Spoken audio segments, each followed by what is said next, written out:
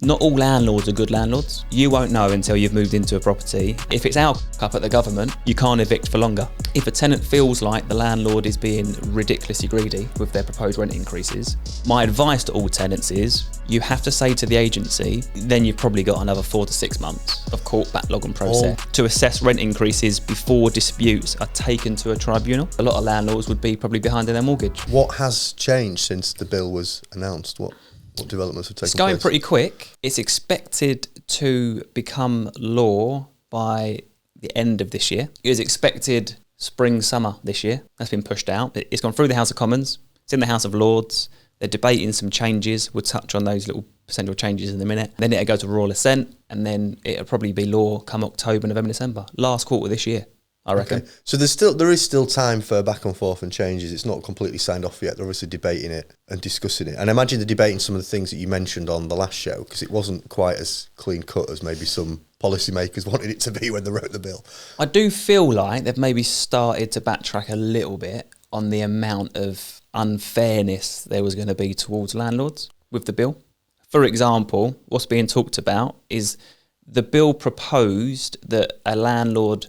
We know that the Section 21 notice, no fault eviction is going to be abolished. And that's fine. It is what it is. I do still think that the government, because of the lack of housing, social housing, are trying to impose more sanctions, legislation, red tape on landlords to make it private landlords' problem for the lack of social housing we have. But that's fine as well. If being a private landlord now means that you've got to have a bit more control by the government, and so be it. But what they were proposing was that a landlord couldn't serve a Section 8 notice, which is a breach of tenancy, rent arrears specifically, until the tenant was 3 months in arrears. There was uproar about that, because currently it's 2 months. Yeah, that's going to be a lot of money. It's a bit unfair, for landlords, bearing in mind 80% of landlords are 1 or 2 property landlords. It's not their full-time gig. They need the money to pay their mortgage. So they've backtracked on that, or they're talking about backtracking to keep it the same as 2 months, which is fair. We're going to take your ability to remove a tenant from your property just because you want to.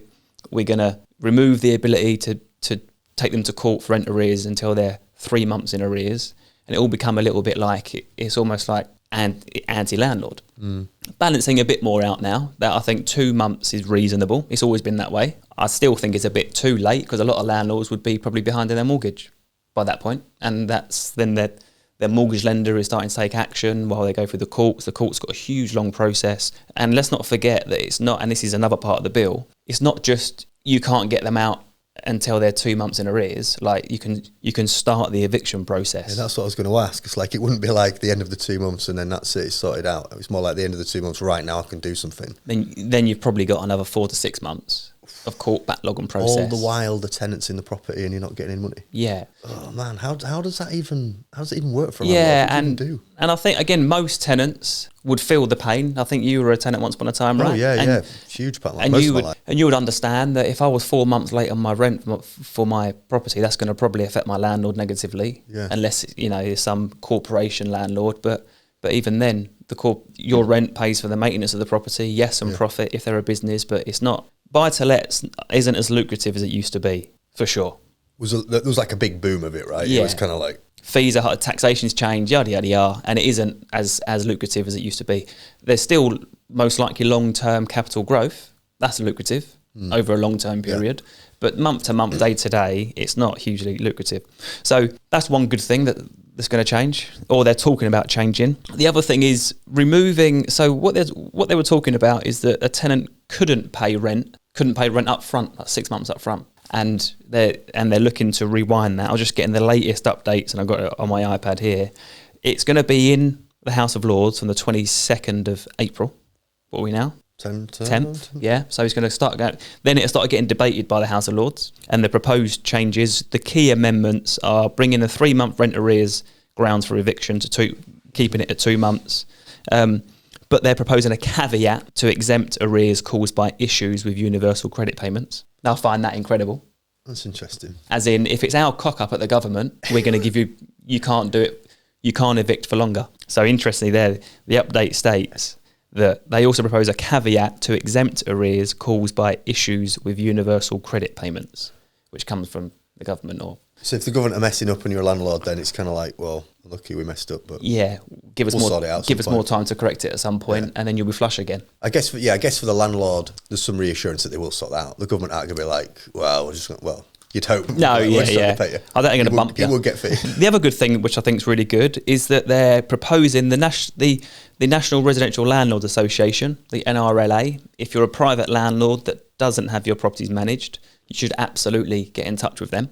They're a really good, massive national body, and they've got a big voice in government actually as well. They're suggesting introducing a system potentially involving the Valuation Office Agency, so the company that do the council tax valuation, to assess rent increases before disputes are taken to a tribunal. So what the previous Renters' Rights Bill proposed was that if a tenant feels like the landlord is being ridiculously greedy with their proposed rent increases, which they will only be able to do once a year, then the tenant can take it to a tribunal. But I think they're probably realising that the courts can't even keep up with the current. Yeah, like that's. So they're suggesting making it the Valuation Office Agency's problem initially, and saying, can you assess this property? Is that the right kind of rent? Are they being unfair? Yes or no? Stamp, and then it pass through. Okay. That feels to me like a bit of making it a bit better. Yeah. Seems more sensible than just a huge queue of something never getting sorted. And then there was obviously mitigating, one of the other things, key amendments in discussion are mitigating arrears risk. So proposals include following an initial rent payment as a condition of agreeing a tenancy. So previously, as part of the bill, you weren't allowed to kind of favour tenants that were going to be able to offer 6 months rent up front. But I think that they're going back on that. If a tenant is able to offer 6 months up front, that's a tenant's prerogative, and you should be allowed to say yes, because that's mitigating the risk of rent arrears, because you've got all the rent up front.